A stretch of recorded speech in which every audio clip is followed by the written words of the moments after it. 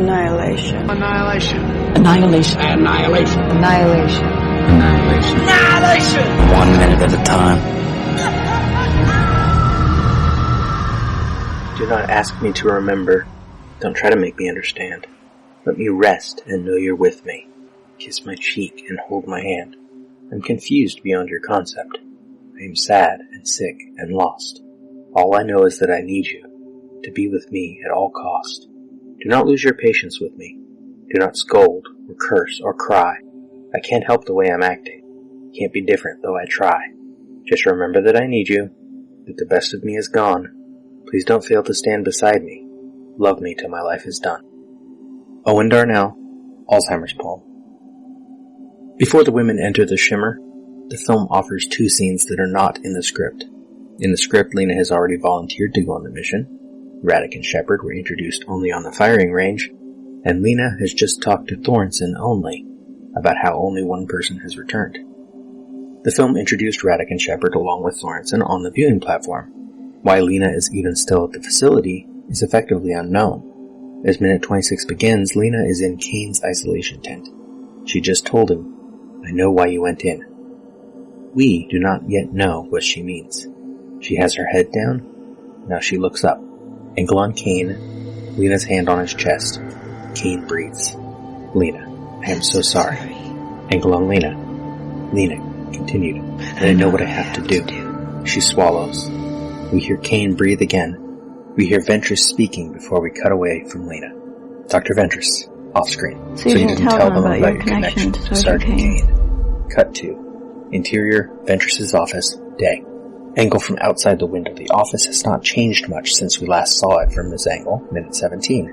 There's still a white piece of clothing draped over the arm of the couch to the right.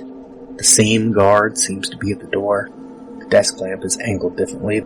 The monitor is angled toward Ventress rather than Lena. Ventress may be wearing the same gray suit she wore before, but a darker blouse beneath it than the white one.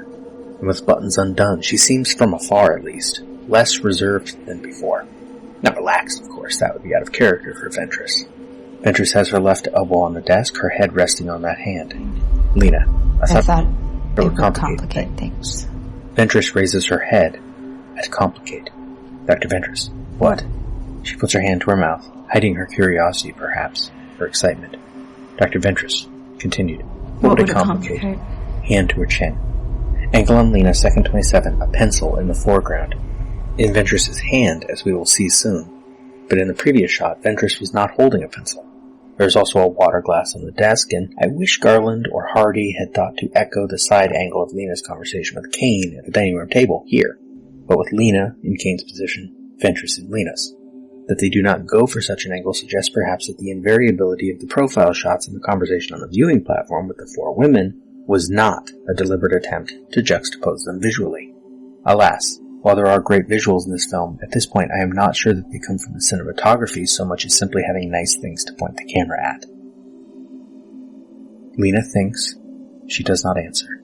In the novel, the biologist describes the post-mission interview process with the psychologist. Quote, "Estrangement, in all of its many forms, was nothing new for these missions. I understood this from having been given an opportunity along with the others to view videotape of the re-entry interviews with the members of the 11th expedition. Once those individuals had been identified as having returned to their former lives, they were quarantined and questioned about their experiences. Reasonably enough, in most cases, family members had called the authorities, finding their loved ones' return uncanny or frightening. Any papers found on these returnees had been confiscated by our superiors for examination and study. This information, too, we were allowed to see. The interviews were fairly short, and in them, all 8 expedition members told the same story. They had experienced no unusual phenomenon while in Area X, taken no unusual readings, and reported no unusual internal conflicts. But after a period of time, each one of them had the intense desire to return home, and had set out to do so. None of them could explain how they had managed to come back across the border, or why they had gone straight home instead of first reporting to their superiors. One by one they had simply abandoned the expedition, left their journals behind, and drifted home. Somehow. Throughout these interviews their expressions were friendly, and their gazes direct. If their words seemed a little flat, then this went with the kind of general calm, the almost dreamlike demeanor each had returned with, even the compact, wiry man who had served as that expedition's military expert, a person who'd had a mercurial and energetic personality. In terms of their affect, I could not tell any of the 8 apart. I had the sense that they now saw the world through a kind of veil. They spoke to their interviewers from across a vast distance in time and space. As for the papers, they proved to be sketches of landscapes within Area X, or brief descriptions. Some were cartoons of animals or caricatures of fellow expedition members. All of them had at some point drawn the lighthouse, or written about it. Looking for hidden meaning in these papers was the same as looking for hidden meaning in the natural world around us. If it existed, it could be activated only by the eye of the beholder. At the time, I was seeking oblivion, and I sought in those blank, anonymous faces, even the most painfully familiar, a kind of benign escape, a death that would not mean being dead. End quote. Lena in the film is both more passive and more proactive than the biologist is in the novel. She seeks to join the team, but up until now has simply been drifting. After 6 seconds of silence, she speaks. Answers a question with a question. Lena, why are you going into the Shimmer? Second 35, angle on Ventress. Up close, we can see that Ventress does wear a different suit than before. Before it was dark gray, maybe black. A white blouse, buttoned to the top. Now it is a gray tweed suit, and the blouse is the same gray tweed V-neck, no buttons. She wears a gold necklace with a charm. She looks down, and as if to distract from what she is about to say, or maybe she is reading it from the file in front of her, she flips her pencil around and moves like she is going to write something. She does not look at Lena. Dr. Ventress. The mission statement is to reach the supposed source of the Shimmer. Ventress draws on the paper before her. 4 lines to make a square in a clockwise order. 2 marks at the top of that square and a line somewhere across its middle. Possibly a face. And I think it may be frowning. This may just be Lee doodling whatever she likes, knowing that we will not see it. But it could also be Ventress doodling to avoid eye contact. Dr. Ventress continued. The lighthouse, enter, and acquire data, and return.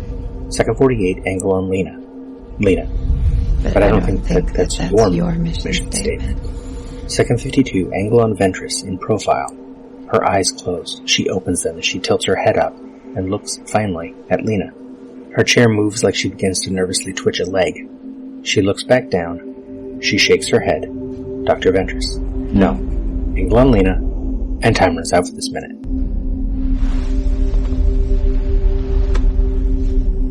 We spoke. What was it we said?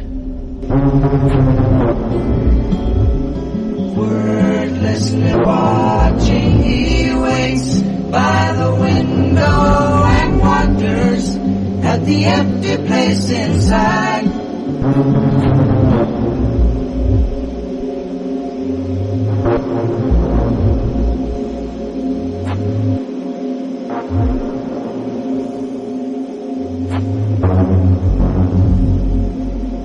Annihilation is all we are. Annihilation.